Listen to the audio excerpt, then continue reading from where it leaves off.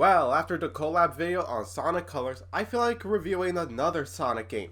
Now, if you paid attention to the intro of the previous video, you heard I mentioned today's game. So, without any further delay, welcome to my review of Sonic Heroes.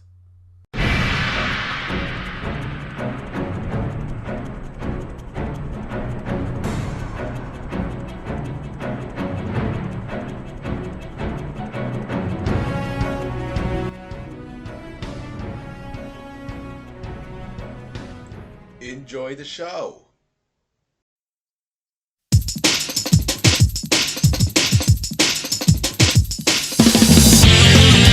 Hello everyone and welcome back to a brand new review. Tonight's subject is Sonic Heroes. Sonic Heroes is a high-speed 3D action platform adventure game developed by Sonic Team and published by Sega. It was released here in America throughout 2004 for the PlayStation 2, original Xbox, and the Nintendo GameCube?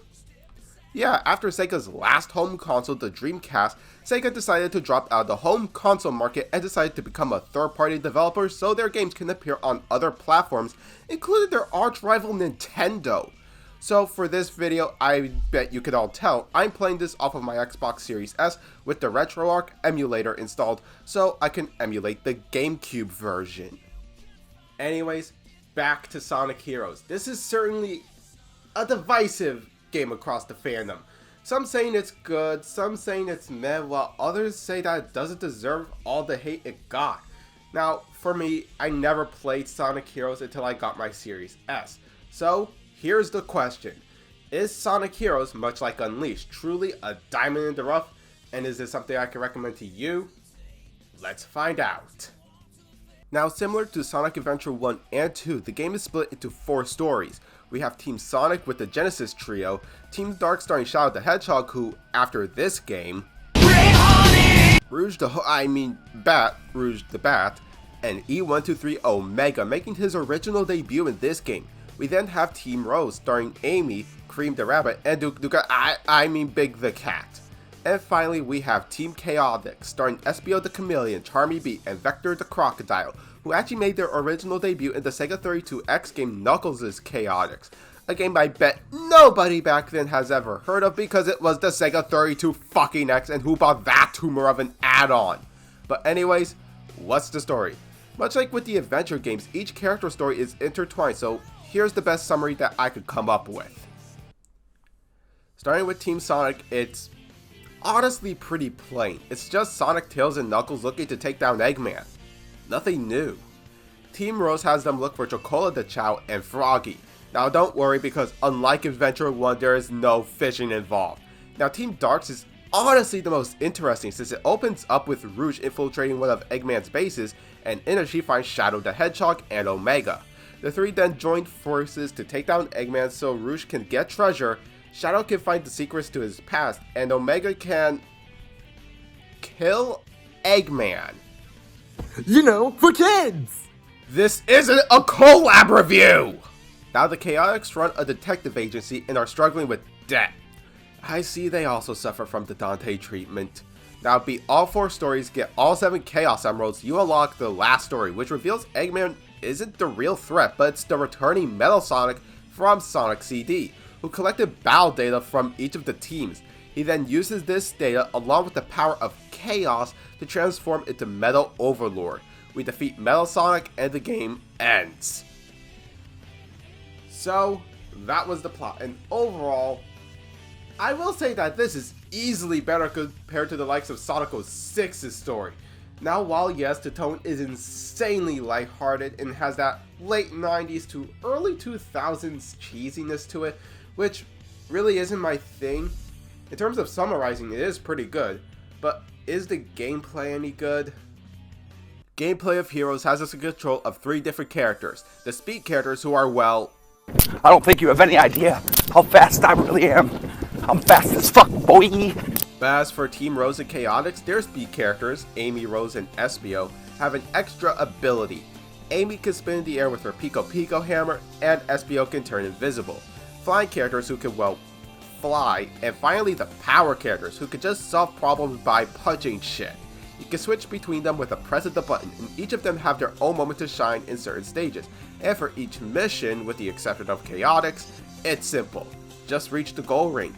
Now, Chaotix is a special case since their stages have them complete a certain objective, and at times it can be easy, but at other times it can be painstakingly agonizing, which I personally think is one of this game's flaws that some people tend to overlook when they talk about this game.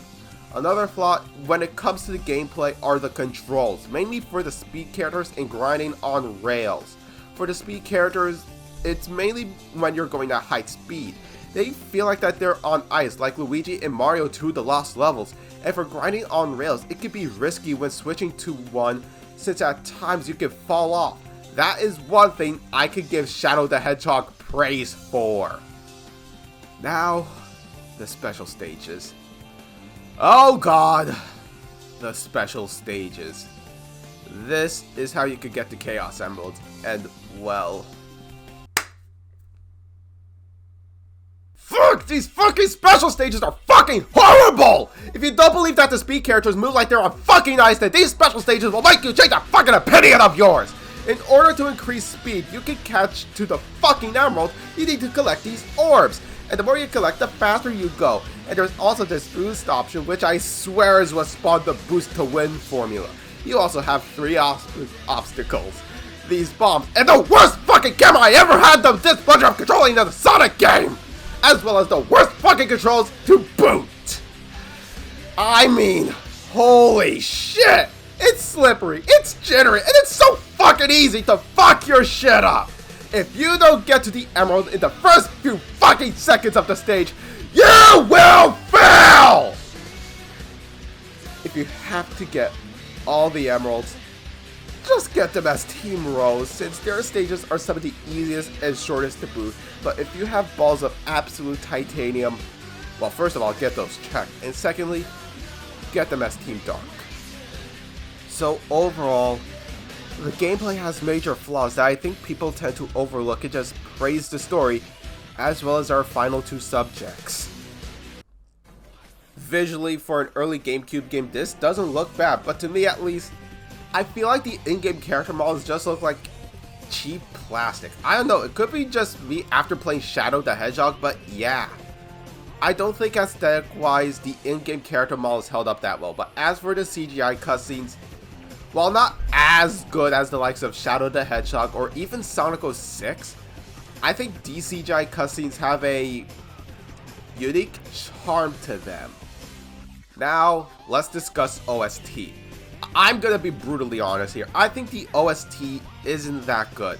That isn't to say I think Heroes' OST is like Colors' OST. Oh god no, I'll gladly take the Hero soundtrack over this auto-tune piece of dog shit anytime and any day.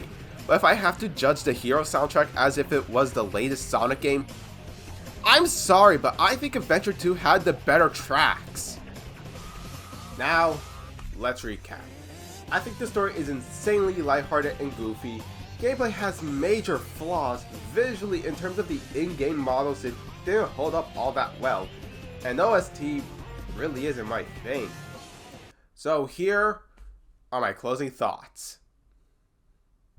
Overall, Sonic Heroes, while it isn't Shadow the Hedgehog levels of agonizingly painful, the glaring flaws in the gameplay and the overly lighthearted tone and the cheesiness of the game in general can turn people away.